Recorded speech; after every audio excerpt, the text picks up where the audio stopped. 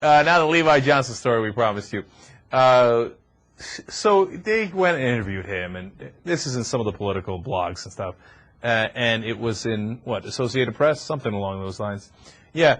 And I'm thinking, come on, dudes. I mean, who cares what Levi Johnson has to say? If you don't remember, of course, he's the baby daddy of Bristol Palin, who is, of course, the daughter of Sarah Palin, who got knocked up, basically, by Levi. And he had the MySpace page saying, I'm an effing redneck and all this stuff, and some things that seemed to be questionable. But anyway, the bottom line is, it looked like he's a decent kid. He's like, look, I was just kidding around about that stuff. I think friends of mine put it on MySpace. I don't know if that's true or untrue, but that's all right. That's all right, man. And then he said something nice at the end, which made me like him.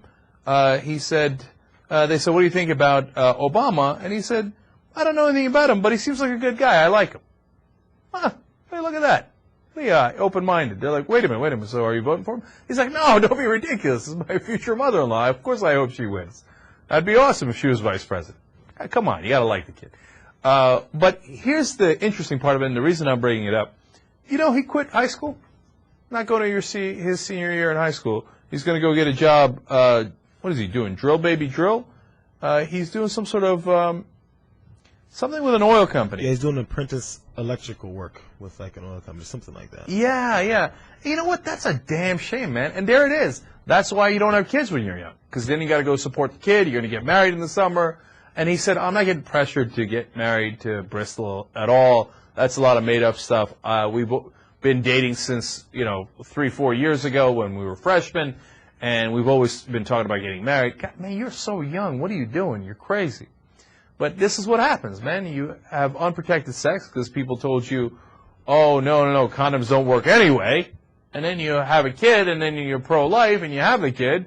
And then next thing you know, you quit high school. Next thing you know, I mean, look, his life could be perfectly fine, and that sounds like a fine job to have. But 9 out of 10 times you're going to be better off getting an education. So, for the love of God, use condoms. Use condoms, okay? Do you have to quit? I mean, I figure you'd have to quit maybe if there's no other options. His mother-in-law is Sarah Palin. She's not really broke. His future wife isn't really broke. He can maybe take 4 years to go to school, or at least finish his senior year of high school. I mean, I understand, take care of your family, yeah. Work and do as much as you can, still be the man that you're supposed to be and take care of your kid. But do you have to? Usually people quit high school because there's no other choice. It's like, I have to take this full-time job, or else I don't know where the diapers are coming from. Well, you see, here's the thing. You're right about that, but kids, they don't know, and they get this pride going, and I'm sure he's thinking, oh, no, I'm going to take care of her. I'm not going to rely on anybody. No, it's my responsibility.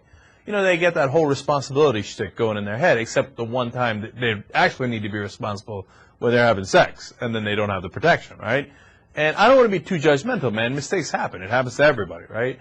But at the same time, you got to figure out what you're going to do with your life. So, JR, does he absolutely have to do this? No, definitely not. The tax returns for the Palins just came out. They're worth over $1 million. But I'm sure he's, as a lot of young males are, he's like, no, I'm going to be responsible. I'm going to take care of my girl. I don't need no help from the governor. What young males are you interviewing about this? I don't know. That's how it was when I was a kid. Yeah, I mean, of course, I understand him having the responsibility, but to just shun off anybody, he's in a situation where it's a tough situation. It can be a little easier. What 18, he's 18. 18-year-old kid goes, you know what? I want to shut off any kind of help I can get. This is a tough situation. Let me make it harder for myself. Yeah, a lot of kids do, man. I think a lot do. I think you're underestimating. A lot of adult-minded people do that. I don't think he's there yet. Maybe I don't know. We don't know. Maybe he's more mature than most, but it's not the right move. Who would shun that? Yeah, exactly. So see, but a lot of people do this because they don't get that it takes a village. To use Hillary's term. But seriously, it's okay to lean on other people at times. He's a really good hockey player, and he was looking forward to his senior year to play on again on the hockey team. And now he's not going to get to do that. You wear that condom on that one night, and you can play hockey your senior year, and everything's going to be fine. He must not really want to play hockey. I'm telling you, an 18-year-old kid, a senior in high school. Maybe I'm underestimating most 18-year-old kids. And he wants to play hockey, and you're not going to do it. Just at least finish your senior year of high school? Because what? Why? Because you got to provide, man. You got to be a man. Yes. You got to be a man. You don't know people like that? They're like, oh, you got to be a man, son. I know those this people. time you provide. I know those people. Those people that say that have to do it. He doesn't have to do it. The people that don't have to do it, I don't know one of them that doesn't have to do it, that does it anyway and says, forget you, Mom. I think I know forget some. your dad. I know some folks keep your money away from me.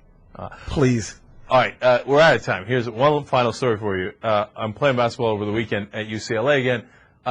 We're watching the Dallas end of the Dallas game. They got this beautiful TV in there, and we're having this conversation. And one of the kids turns to me and goes, "Hey, are you a professor here?"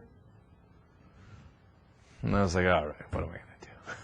What am I going to do? I got old." All right, we got a great post game for you guys. We find out why Obama is being called socialist by the right wing. It's not what you suspect. It's not what I suspect. It's a really interesting story. Come back for that in the post game show. Turn up the trouble, radical minds day and night all the time. 714, wise, divine, maniac, radiac, winning the game. I'm the lyrical Jesse James.